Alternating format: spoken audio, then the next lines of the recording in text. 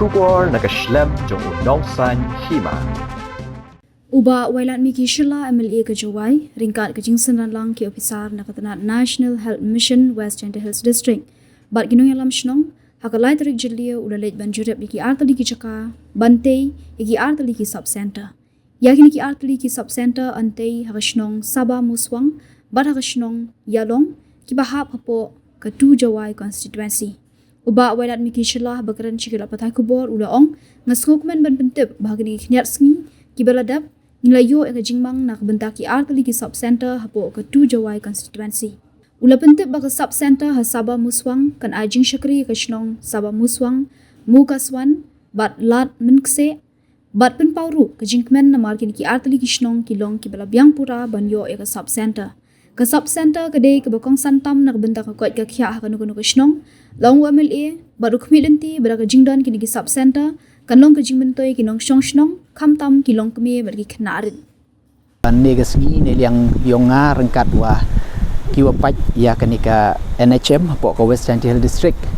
ha ke jing perchang ke yonga kamu MLA wo connect ya kini ki chnong kamtam haki rural area wo connect ya ki sub center hawaro ki chnong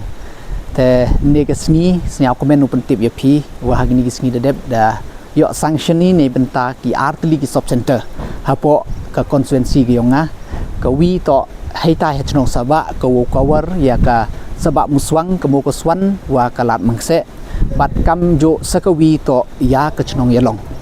ne ba kat kam konstituensi ki yonga to sekini don hi ki chnong ki wa dabyang kat kam ki guideline ne ko population te ki dabyang wo yo ya kini sub center te ne sngi snyau komen wa yo ulai paj ulai survey ya ki thau ha kini ki chnong bat yoluti le wada ka jing wan yong kini ki sub center hapo kini ki chnong ko yarap chibun khamtam ya ki manbei bat kam jo le ki ulitho ya ki dawai he ki jut he chutom ne ba snyau thu i to ka sub center to ka first point of contact ne benta ka chat ka khia ha ka won ka chnong ka thau te ne ka sngi dap dum sen snyau komen bat yoluti le da ka jing wan yong kini ki Tylli ki sub center hapo ka konstituensi uyo yegi ue ka jing chakri ne benta ka chat kanang hapo ka konstituensi kani to belum mala ka jing pentip harne ka jing ya lai survey de amlang yong ki uhe chnong na do uhe chnong yong ka chnong saba uhe chnong yong ka chnong mokoswan bat kam jole Ïalong de em ki uhe chnong barangkat ki member yong ka dor bar chnong ki wada ya amlang ne sni ha por walai lipat ya kini ki thau